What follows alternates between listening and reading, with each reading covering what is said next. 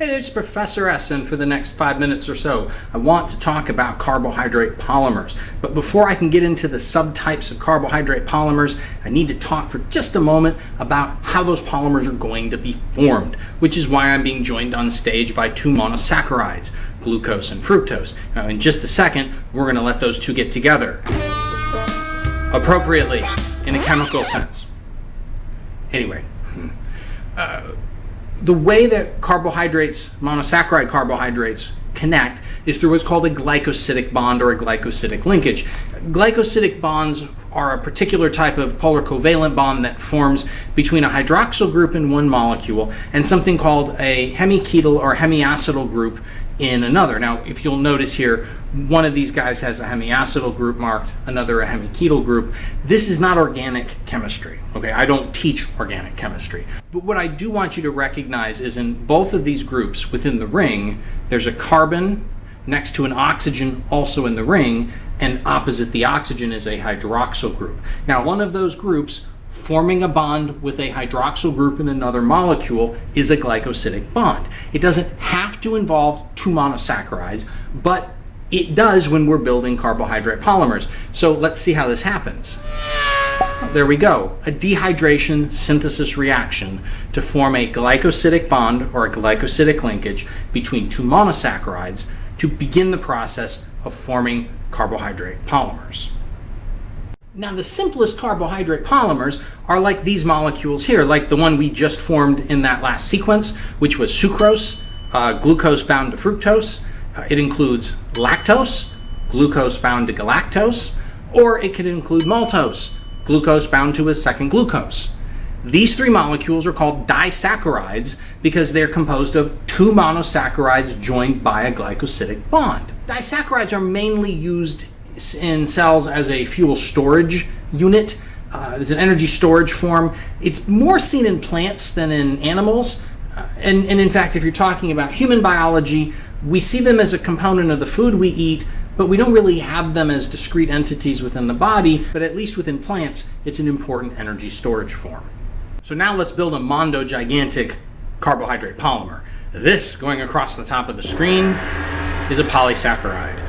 Polysaccharides are composed of 10 or more consecutive monosaccharides, and they can contain a lot more. These can be gigantic branching molecules.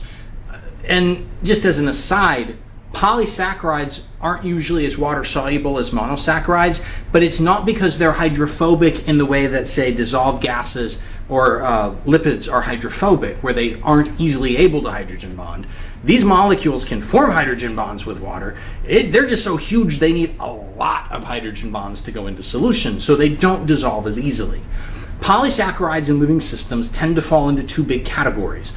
One of those categories is energy storage. We see that with plant starch, and we see that with animal starch or glycogen.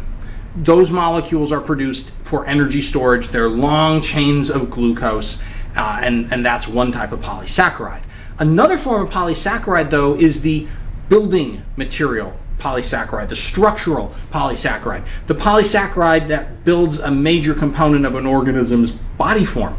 These include cellulose in plants and chitin in animals and fungi. If you look at this photograph, we have a bunch of plants. The cell wall in those plants is built from cellulose. We have a butterfly, it's an insect, its exoskeleton is built from chitin. If you look at this shed exoskeleton from a cicada, that's chitin right there. And chitin's also present in fungi where it forms the cell walls and things like this mushroom.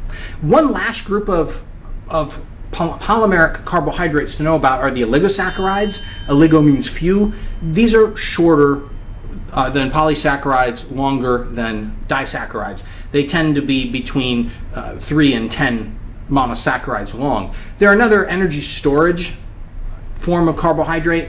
Like disaccharides, they're not used as widely as monosaccharides are as a fuel source or as polysaccharides are for construction material and energy storage, but they're another group of carbohydrates that you would want to know if you want to fully understand the carbohydrates.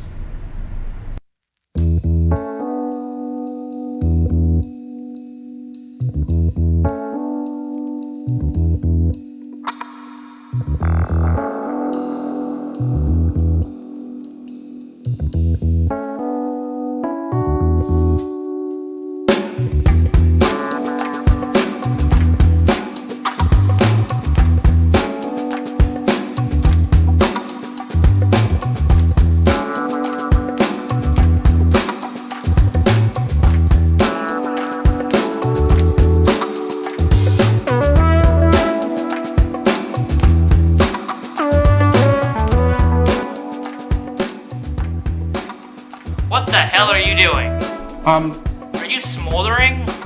No, I'm trying to get the glare out of my glasses. It looked like you were smoldering. No.